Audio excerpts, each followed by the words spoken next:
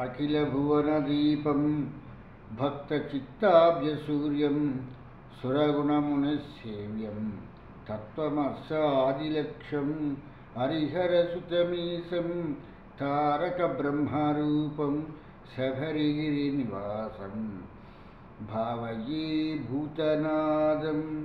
స్వామియే శరణమయ్యప్ప. ప్రియమైన ఆత్మబంధువులారా, ఆశ్రితం వారి సౌజన్యంతో మనం ఈ భక్తి అనేటువంటి కార్యక్రమాన్ని మనం ప్రారంభించుకున్నాము. ఈ ప్రారంభించుకున్నప్పుడు ఇందులో మనం కథలనే కాకుండా కథలలో ఉన్న అంతర్భాగం గురించి మనం తెలుసుకోవటం జరుగుతున్నటువంటిది. ఒక గురువు ఒక శిష్యుడి మూలంగా ఎప్పుడు విఖ్యాతి గాల్చుతాడంటే, రామకృష్ణ పరమహంస గారు వివేకానందుల వారి మూలంగా ఆయన చాలా ఘనత వహించారు. దీనికి కారణం ఏంటంటే, ఎవరైతే శిష్యులు ఉంటారో ఆ శిష్యులు గురువు చెప్పినటువంటి వాక్యాన్ని విశ్లేషించి చెప్పగలిగేటువంటి స్థితిలో ఉన్నప్పుడు గురువు ప్రఖ్యాతి గాంచుతాడు. అంతవరకు మామూలుగా గురువుగానే ఉండిపోతాడు. అలాగే ఇక్కడ మా గురుదేవులైనటువంటి కృష్ణస్వామి గారు మాకు ఈ కథలలో ఉన్నటువంటి అంతర్భాగమైనటువంటి పరమార్థాన్ని మాకు విడమరిచి వారు చెప్పటంతో మేము ధన్యులమయ్యాము. అలా కాకుండా కథలే చెప్పుకుంటూ వెళ్తాము అని అంటే, పుట్టినప్పటి నుంచి చివరికి చనిపోయేంత వరకు కూడా కథలు వినటమే జరుగుతుంది. చనిపోయిన తరువాత కూడా ఆ ఒక 10 రోజులు 12 రోజులు అనేటువంటి ఆ కాలంలో చివరిలో చనిపోయిన తర్వాత దేహాన్ని ఆ ప్రాణము జీవుడు ఆత్మ వదిలేసిన తర్వాత దేహాన్ని సంస్కరించిన తర్వాత అగ్నితో సంస్కరించబడిన తరువాత పుత్రులు అనేటువంటి వాళ్ళు పున్నామ నరకాన్ని దాటిస్తారు అనేటువంటి పరిస్థితిలో వీళ్ళు ఏం చేస్తారంటే, గరుడ పురాణము అనేటువంటి మళ్ళీ అక్కడ కూడా చనిపోయిన తర్వాత కూడా కథలనే వీళ్ళు వింటారు. ఆ ఒక జీవుడికి కథలనే వినిపిస్తారు తప్పితే ఆ కథలలో ఉన్నటువంటి అంతరార్థమేమిటి, తత్వజ్ఞాన పరిజ్ఞానమేమిటి అనేటువంటిది గురువుకి తెలియదు, శిష్యుడికి తెలియదు. కాబట్టి అంధకారంలో అజ్ఞానాంధకారంలో ఉండి ఈ యొక్క జేసుదాస్ గారు పాడినట్లుగా నయన కాంతుల వెలుగులోన దారి చూపవయా అని చెప్పేసి ఆ ఒక నయన కాంతుల తాలూకు వెలుగులో జ్ఞానాన్ని వెలిగించుకుంటే లోపల ఉన్నటువంటి మన అంధకారాలన్నీ కూడా తొలగిపోయి, అంతర్భాగంలో ఉన్నటువంటి అంధకారాలన్నీ కూడా తొలగిపోయి జ్ఞానంతో మనం ప్రకాశిస్తాము అనేటువంటిది మర్చిపోయి ఎంతసేపు మనం వింటున్నటువంటి కథలు కానీ ఇవి కానీ ఎలా తయారయ్యాయంటే పాపము పుణ్యము అని చెప్పేటువంటి ఈ 2 మాటలతో కథలన్నీ కూడా చెప్పుకుంటూ జీవనోపాధి సాగించుకునేటువంటి పరిస్థితి ఏర్పడుతుంది. స్నానం చేస్తే పుణ్యం వచ్చేస్తుంది, గుడికి వెళ్తే పుణ్యం వచ్చేస్తుంది, దీపం వెలిగిస్తే పుణ్యం వచ్చేస్తుంది, దేవుడికి ఒక కొబ్బరికాయ కొట్టేస్తే పుణ్యం వచ్చేస్తుంది. ఇలాగా ఈ పుణ్యము అనేటువంటి మాటలతో మూటలు కట్టేసుకుని ఈ మూటలు భుజాలేసుకుని మనం ఎక్కడికి వెళ్తామో మరి చెప్పేటువంటి వాళ్ళకి వినేటువంటి వాళ్ళకి తెలియలేనటువంటి పరమార్థము. దేహము ఒక్కసారి దేహంలో నుంచి వచ్చేసినట్టు ఆత్మ పరంధామాన్ని చేరుకుంటుంది. జీవుడు బ్రహ్మలోకానికి వెళ్ళిపోతాడు, వాయువు గాల్లో కలిసిపోతుంది. ఈ విషయాలు తెలిసిండి కూడా ఇంకా మనం ఏంటి మోసుకెళ్తాం, ఏది మోసుకెళ్తుంది, ఆత్మకి ఏది అంటుకోదు అని ప్రతి పురాణంలోనూ ప్రతి కథలోనూ వింటూ ఉంటాము. కానీ మనం మాత్రం పుణ్యం చేసి పుణ్యాన్ని మూట కట్టుకుని తీసుకుని వెళ్తే పైలోకాలకి వెళ్ళిన తర్వాత మళ్ళీ జీవుడికి ఉన్నతమైనటువంటి దేహాలనిస్తాడు అనేటువంటి ఒక అపభ్రంశమైనటువంటి ఒక మాటతో ఈ పుణ్యము పుణ్యము పుణ్యము అని చెప్పేటువంటి మాటల్ని వీళ్ళు వల్లించటం జరుగుతుంది తప్పితే ఎక్కడైనా సరే ఒక అకౌంట్ని జీరో చేసిన తర్వాత మాత్రమే కొత్త అకౌంట్స్ తెరవటం జరుగుతుంది అనేటువంటిది మ్యాథమెటిక్స్లో ఉన్నటువంటి ఒక సిద్ధాంతము. అలాగే ఈ ఒక్క జీవితంలో ఉన్నటువంటి మొత్తం అంతా కూడా ఈ ఒక్క పాపమే పుణ్యమో ఏదో ఏవైనా కానీ ఇవన్నీ కూడా జీరోలోకి వచ్చేసి నిశేషమైపోయిన తర్వాత మాత్రమే జీవుడు విముక్తి చెందుతాడు తప్పితే అంతవరకు జీవుడికి విముక్తి లేదు. కాబట్టి అంతవరకు జీవుడి దేహంలోనే దేహాన్ని అంటిపెట్టుకునే ఉంటాడు అనేటువంటి విషయము ఇది పరమార్థమైనటువంటి విషయం. ఇది గురువులు చెప్పవలసినటువంటి విషయము. ఇటువంటి విషయాలు గురువులు చెప్పకుండా ఎంతసేపు కూడా ఈ పాపపుణ్యాలు అనేటువంటి వాటి గురించి చెప్తూ వాళ్ళ తాలూకు అజ్ఞానాంధకారాన్ని శిష్యులకి కూడా అంటకట్టేస్తున్నారు అనేటువంటిది ఇక్కడ మనం గ్రహించవలసినటువంటి విషయము. ఇక్కడ మనం మిగిలినటువంటి నిన్న మనం తత్వజ్ఞానాన్ని చెప్పుకుంటూ కథలో ఉన్నటువంటి తత్వజ్ఞానాన్ని చెప్పుకున్నాము. నేడు ఆ కథని ఇంకా మనం వింటూ అందులో ఉన్న తత్వ పరిజ్ఞానాలన్నింటినీ కూడా మనం తెలుసుకుంటూ ముందుకు వెళ్దాము. ఇటువంటి సమయంలో మనం ఒక చక్కని పాట విందాము.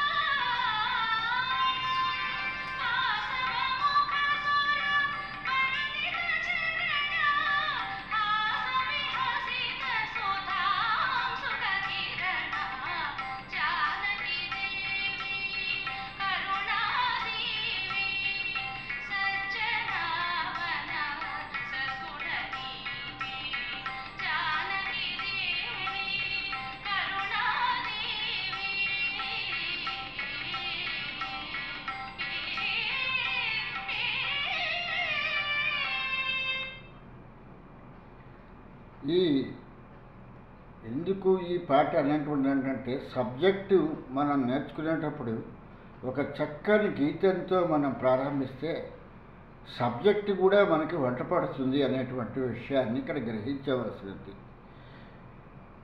ఇందులో దర్శనములు అనేటువంటివి 7 రకాలుగా ఉంటాయి. ఇవి ఏవీ తెలియకుండా నాకు భగవంతుడిని చూపించండి అని చెప్పేసి అంటే దానికి ఎవరు కూడా ఏమీ చేయలేరు. రామకృష్ణ పరమహంస గారిని వివేకానందుల వారు ఒక మాట అడగటం జరిగింది. అప్పటికి నరేంద్రులుగా ఉన్నారు. స్వామి, మీరు భగవంతుణ్ణి చూసారా అని చెప్పేసని. చూశాను అని చెప్పేసని రామకృష్ణ పరమహంస గారు చెప్పటం జరిగింది. ఎలా చూశారు అని అంటే, నిన్ను నేను ఎలా చూస్తున్నానో అలాగే భగవంతుణ్ణి కూడా నేను చూడటం జరిగింది అని చెప్పేసని రామకృష్ణ పరమహంస గారు చెప్పారు. మళ్ళీ వివేకానందుడు వారు అడుగుతారు, నాకు చూపిస్తారా అని. తప్పకుండా చూపిస్తాను అని చెప్పేటువంటి మాటని వివేకానందుల వారికి రామకృష్ణ పరమహంస గారు చెప్పటం జరుగుతుంది. అంటే చూసినవాడు చూడని వాడికి దాన్ని దర్శనం చేయిస్తాడు. దాని దర్శనాన్ని అంటే దాన్ని చూపించగలుగుతాడు చూడని వాడికి.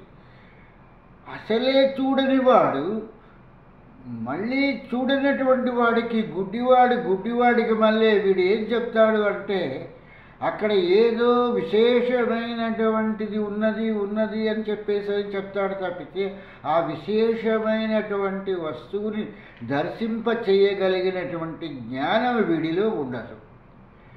మనకి 100కి 99 మంది ఇటువంటి అజ్ఞానుల్ని ఆశ్రయించి అజ్ఞానికి అజ్ఞాని తోడయ్యి ఇద్దరూ కలిసి గుడ్డివారిలాగా నడుస్తూ ఆశ్రమాల్ని, తర్వాత దేవాలయాలకు సంబంధించినటువంటి వాటిని వాళ్ళు నిర్మించుకొని ఆ గుడ్డితనంలోనే, ఆ అపనమ్మకంలోనే, అజ్ఞానాంధకారంలోనే జీవిస్తున్నారు తప్పితే ఇక్కడ దర్శనీయము ఈ యొక్క 7 దర్శనాలు సప్త దర్శనము అని చెప్పేసి అంటాము. ఈ సప్త అనేటువంటిది చాలా విశేషమైనటువంటి పదము. అందుకే ఈ యొక్క మరుత్తులు అనేటువంటి వాళ్ళని కూడా 7 కింద విడతీయటం జరిగింది. అలాగే సప్తమాతృకలు అనేటువంటిది కూడా 7 మాతృకలతో మాత్రమే చెప్పబడుతున్నటువంటి విషయ పరిజ్ఞానము. ఇది ఎందుకు ఇలా చెప్తున్నాము అనేటువంటిది పూర్తిగా విశదీకరించాలి అంటే గురువు దగ్గర కూర్చున్నప్పుడు మాత్రమే ఈ యొక్క విషయాలన్నీ కూడా చెప్పటం అవుతుంది తప్పితే ఇలా వీడియోల్లో తీసుకుని చెప్పటం అనేటువంటిది కొంచెం సంభవం కానటువంటి విషయము.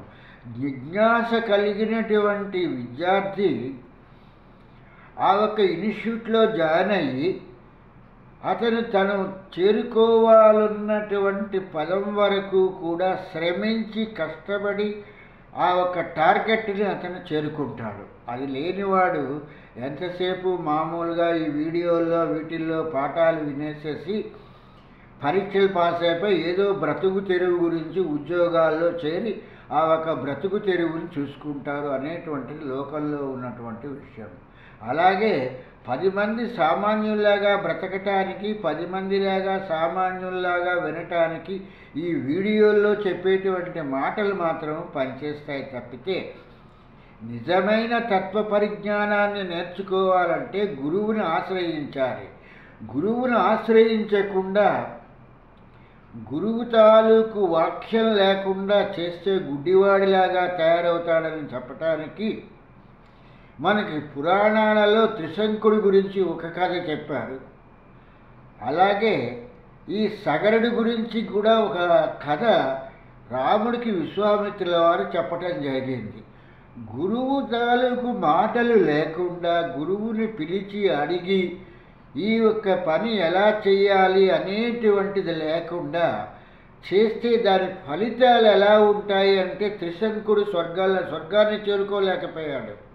మధ్యలోనే తలకిందులుగా అన్నట్టుగా జీవిత కాలమంతా అతను జీవించున్నంత కాలమంతా త్రిశంక స్వర్గాల్లో ఆ తలకిందులుగా ఉండవలసిందే తప్పితే స్వర్గానికి చేరుకునేటువంటి పరిస్థితి ఉండదు.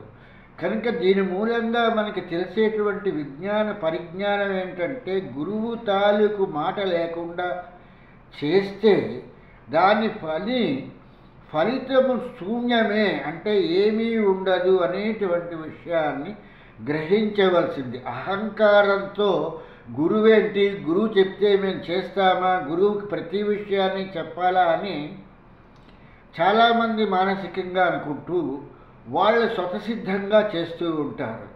ఆత్మబుద్ధి సుఖం చెయ్యవా అని చెప్పేసి అని అన్నారు కదా, అలాంటప్పుడు నా ఒక ఆత్మతో నేను ఆలోచించి చేస్తాను, గురువేంటి ఆయన చెప్పటం ఏంటి అని చెప్పేటువంటి పరిస్థితిలో మాట్లాడేటువంటి వాళ్ళు కూడా చాలామంది ఈనాటి కాలంలో, ఈ కలికాలంలో ఉండటం మూలంగా వాళ్ళ తాలూకు పరిస్థితి త్రిశంకుడిలాగా త్రిశంక స్వర్గమే అవుతుంది తప్పితే, ఒక సమాజంలో ఒక వ్యక్తిగా జీవిస్తున్నాడు తప్పితే అతనికి ఒక పేరు కానీ ఒక ప్రఖ్యాతి కానీ లేకుండా ఏదో మామూలు జీవనోపాధి అన్నట్టుగాను గడుస్తోంది తప్పితే ఇంకో విధంగా జరగటలేదు. ఈ సగర చక్రవర్తి కూడా విశ్వామిత్రుల వారిని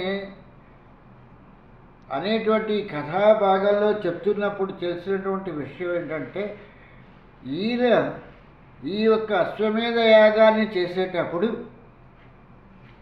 తన కులగురువు అయినటువంటి వశిష్ఠుల వారిని ఒక్క మాట కూడా అడగకుండా మిగిలినటువంటి ఋత్విక్కులతో వీళ్ళతో సంప్రదించి యజ్ఞాన్ని ప్రారంభించి, యజ్ఞం కాబట్టి గురువు తాలూకు కటాక్షం అనేటువంటిది వాళ్ళ తాలూకు వంశానుక్రమంలో మొత్తానికి కపిలుడి దగ్గర ఉన్నటువంటి ఆ ఒక అశ్వాన్ని తన మనవడి తీసుకుని వస్తే ఈ యొక్క సగరుడు అనేటువంటి వాడు యజ్ఞాన్ని పూర్తి చేయటం జరిగింది తప్పితే, గురువు తాలూకు వచనమే అన్నట్టుగా గురువు తాలూకు ఆశీస్సులు తీసుకుని గురువు గారికి చెప్పి ఈ ఒక కార్యక్రమాన్ని ప్రారంభించి ఉన్నట్లయితే సగరుడు తన తాలూకు 60,000 మంది పుత్రుల్ని కోల్పోవలసినటువంటి పని ఉండేది కాదు అనేటువంటిది మనకి విశ్వామిత్రుల వారు ఈ రామాయణ కథలో గురువు తాలూకు ప్రాముఖ్యతని చెప్పకనే చెప్తున్నటువంటి ముఖ్యమైనటువంటి విషయంగా రాముడికి చెప్తున్నట్లుగా మనకి చెప్తున్నటువంటి విషయం.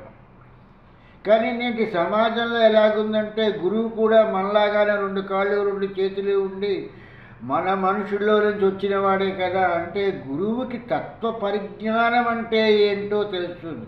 కథ కాదు కావాల్సింది, కథల్లో ఉన్నటువంటి తత్వ పరిజ్ఞానం, ఆత్మ పరిజ్ఞానం ఎంతవరకు ఉన్నది అనేటువంటి విషయము గురువుకి మాత్రమే తెలుస్తుంది తప్పితే, అది లేని మూర్ఖుడు ఎంతసేపు కథలని చెప్పి దాన్ని చివరికి ఏం చెప్తాడంటే, ఈ కథ విన్నవారికి కన్నవారికి ఫలితం వస్తుంది అని చెప్పేసేటువంటిది మాత్రం చివర ఫలశ్రుతిగా చెప్పగలుగుతాడు.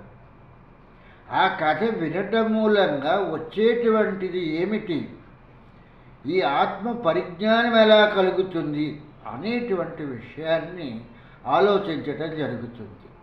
ఇప్పుడు విశ్వామిత్రుల వారు చెప్తున్నటువంటి దితి కథ గురించి వచ్చేటప్పటికి, క్షీరసాగర మదనాన్ని చేసేటప్పుడు ఆ అమృతం వచ్చిన తర్వాత దేవతలు దానవులు రాక్షసులు కూడా ఆ ఒక అమృతం గురించి పోరాడి ఒకళ్ళు యుద్ధాలు చేసుకుని అమృతాన్ని తము తాగాలంటే తమకే చెందాలి, తమే తాగాలి అని చెప్పేసని ఒకళ్ళనొకళ్ళు సంహరించుకోవటంలో ఈ దితి తాలూకు పుత్రులైనటువంటి ఈ అసురులందరూ కూడా సంహరించబడటం జరిగింది. దానితో దితి తన తాలూకు పుత్రులందరూ చనిపోవటంతో తన భర్త అయినటువంటి కాశ్యపుడి దగ్గరికి వచ్చి ఆ కాశ్యప మహర్షి నా తాలూకు పుత్రులందరూ కూడా బలవంతులైనటువంటి దేవతలకి రాజైనటువంటి ఇంద్రుడి చేతిలో వీళ్ళందరూ సంహరించబడ్డారు. కనుక ఇంద్రుణ్ణి సంహరించగలిగేటువంటి వాడు నాకు ఒక కుమారుడు కావాలి, మీరు ఆశీర్వదిస్తే నేను తపస్సు చేసి అటువంటి పుత్రుడిని కంటాను అని చెప్పేసని ఈ దితి అడగటం జరిగింది. దానికి కాశ్యపుడు ఆశీర్వదించి నీ మనోనిశ్చయము సఫలమగుగాక అని చెప్పేసని ఆవిడికి 1 సంవత్సర కాలము నీవు చక్కగా ఈ యొక్క నియమ నిబంధనలన్నింటినీ కూడా పాటించి ఈ యొక్క ఏదైతే నీవు సంకల్పం చేసుకున్నావో మనస్సులో ఇంద్రుణ్ణి గెలిచేటువంటి కుమారుడు కావాలని చెప్పేసి అనుకున్నావో దాన్ని దీక్షతో చెయ్యి అని చెప్పేసి చెప్పటం జరిగింది. దాంతో ఆవిడ వనానికి వచ్చి ఆవిడ దీక్ష చేస్తూ ఉంటే ఇంద్రుడు పినతల్లికి సేవలు చేయటానికి వచ్చినట్టుగా వచ్చి ఆ యొక్క పినతల్లికి కాళ్ళు పిసుగుతూ ఆవిడకి కావలసినటువంటి క్రతువుకి కావలసినవన్నింటినీ కూడా సమకూరుస్తూ చేస్తూ వస్తున్నాడు అనేటువంటిది విశ్వామిత్రుల వారు చెప్తున్నటువంటి కథాగమనంలో జరుగుతున్నటువంటి విషయము. ఈ కథాగమనంలో ఉన్న అంతర్భాగాన్ని తెలియలేనటువంటి వాళ్ళు కథని చెప్పేటప్పుడు ఎలా చెప్తారంటే, ఆవిడ మూత్ర విసర్జనకి వెళ్ళింది, మూత్ర విసర్జన చేసుకుని వచ్చిన తర్వాత కాళ్ళు కడుక్కోకుండా వచ్చి మంచం మీద పడుకుంది. 7 నెలల గర్భవతిగా ఉండటంతో కాళ్ళు కడుక్కోవటానికి బద్దకించింది. అలాగా మూత్ర విసర్జన చేసి కాళ్ళు చేతులు కడుక్కోకుండా రావటం మూలంగా అశుచిగా ఉండటం మూలంగా ఆమె గర్భంలోకి ఇంద్రుడు ప్రవేశించి ఆ గర్భస్థ శిశువుని 7 భాగాలుగా చేశాడు, 7 ఖండాలుగా చేశాడు అని చెప్పి ఇలా మూర్ఖమైనటువంటి వాళ్ళ అంధకారబంధమైనటువంటి అజ్ఞానాంధకారంలో ఉన్నటువంటి కథని చెప్తారు. ఇక్కడ విశ్వామిత్రుల వారు రాముడికి చెప్తున్న కథాగమనంలో ఎలా జరుగుతోంది అనేటువంటిది ఏంటంటే, ఆమెకి ఇంద్రుడు సపర్యలు చేస్తున్నాడు. సపర్యలు చేస్తున్నప్పుడు ఒకరోజు నాడు అసుర సంధ్యా సమయంలో ఆవిడ ఒక మంచము అనేటువంటి దాని మీద పడుకునేటప్పుడు కాళ్ళు పెట్టుకునేటువంటి భాగంలో తలని, తల పెట్టుకునే భాగంలో కాళ్ళని పెట్టుకుని, అంటే అపభ్రంశము అనేటువంటి స్థానభ్రంశంగా ఆవిడ పడుకోవటం జరిగింది.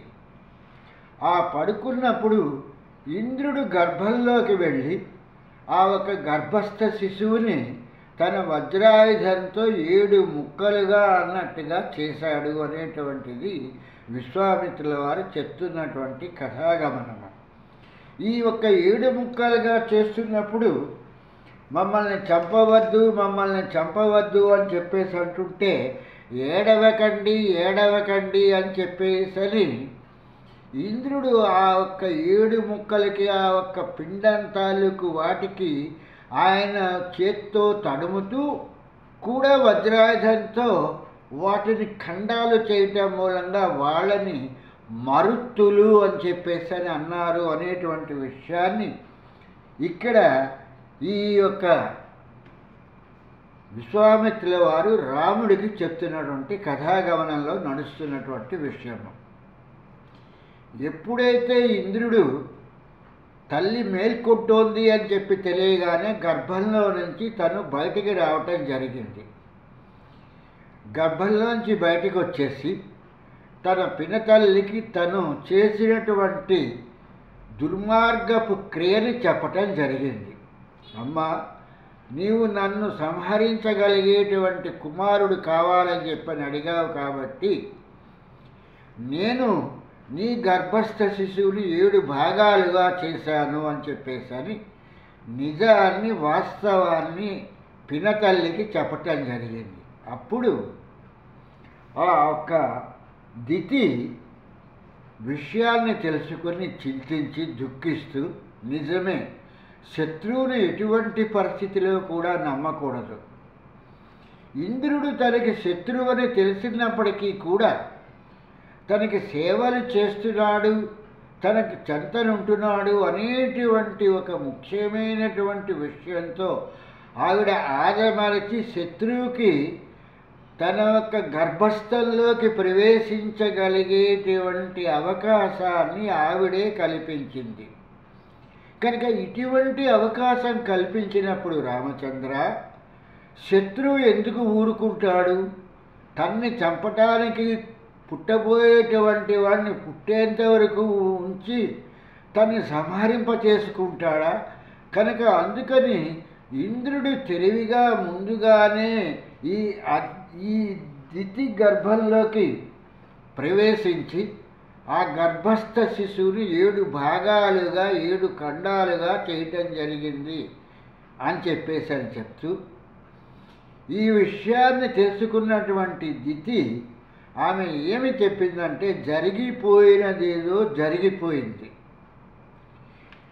నేను కోరుకున్నది ఏంటి అనంటే నిన్ను సంహరించగలిగి అంటే నీ ఆధిపత్యాన్ని తగ్గించగలిగేటువంటి కుమారుడు నాకు కావాలి అని చెప్పేసరి నేను అనుకున్నాను.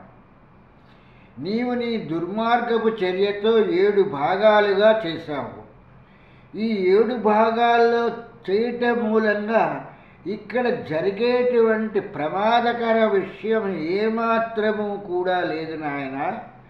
నువ్వు చేసినటువంటి పని ఒక విధంగా మంచి పనే చేశావు.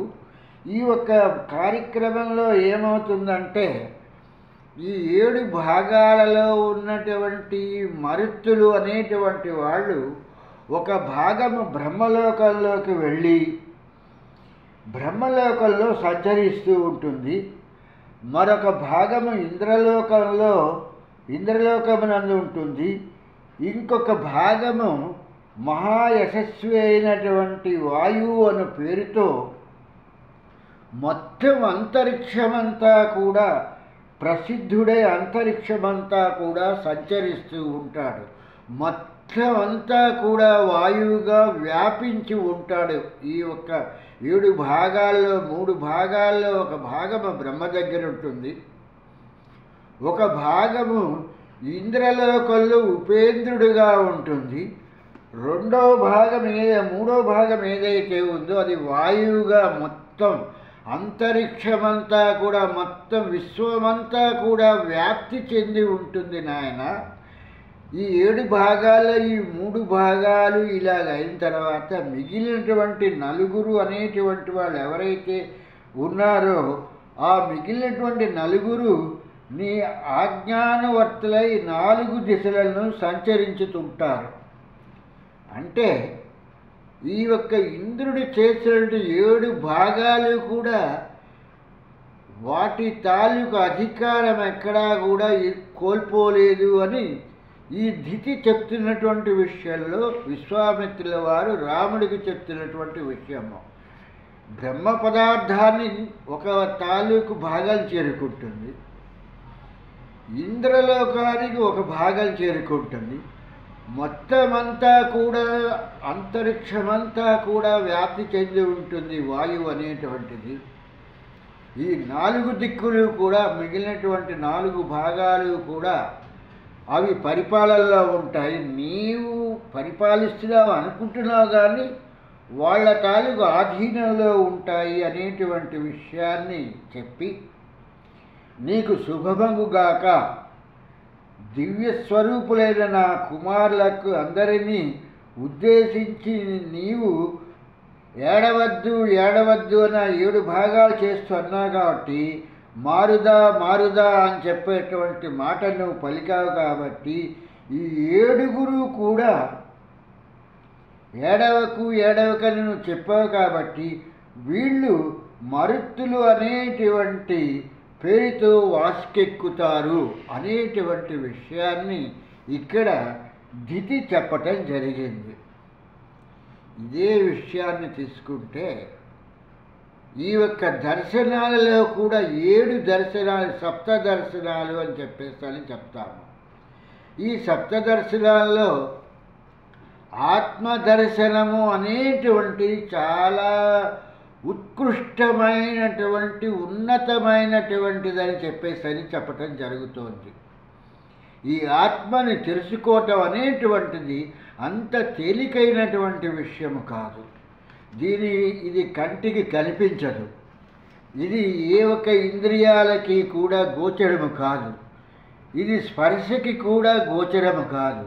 ఇది ఏ దేనితోనూ కూడా ఈ ఆత్మ అనేటువంటి దాన్ని తెలుసుకోవటం అనేటువంటిది అసంభవమైనటువంటి విషయం. కాబట్టి ఈ దర్శనాలలో ఏదైతే మరుత్తులు అని చెప్పేటువంటి ఈవిడ చెప్పినటువంటి దాంట్లో ఈ 7 దర్శనాలు ఉన్నాయో, ఈ 3 దర్శనాలు కూడా ఇవి చాలా ఉత్కృష్టమైనటువంటి దర్శనాలు. ఏదైతే బ్రహ్మ దర్శనము, ఇంద్ర దర్శనము, వాయు దర్శనము అనేటువంటి ఈ దర్శనాలు ఇవి ఉత్కృష్టమైనటువంటి చాలా ఉన్నతమైనటువంటి క్రియగా చేసినప్పుడు మాత్రమే ఇవి దర్శించటం జరుగుతుంది. ప్రతి ఋషి కూడా బ్రహ్మ ఋషి కాదు, ప్రతి ఋషి కూడా సప్తదర్శనాలు చేయలేదు అనేటువంటి విషయాన్ని మనం గ్రహించవలసినటువంటి ముఖ్యమైనటువంటి విషయం. కనుక ఇటువంటి విషయాలని మనం ఈ యొక్క రామాయణం అనేటువంటి సద్గ్రంథం ద్వారా విశ్వామిత్రుల వారు రాముడికి చెప్తున్నటువంటి విషయాలన్నింటినీ కూడా మళ్ళీ మనం రేపు తెలుసుకుంటూ ఈ కథాగమనాన్ని మనం ముందుకు తీసుకెళ్దాము. అంతవరకు కూడా ఆ వెంకటనాథుడి అనుగ్రహంతో మనం సెలవు తీసుకుంటూ స్వామి శరణం, స్వామి శరణం, స్వామి శరణం అయ్యప్ప.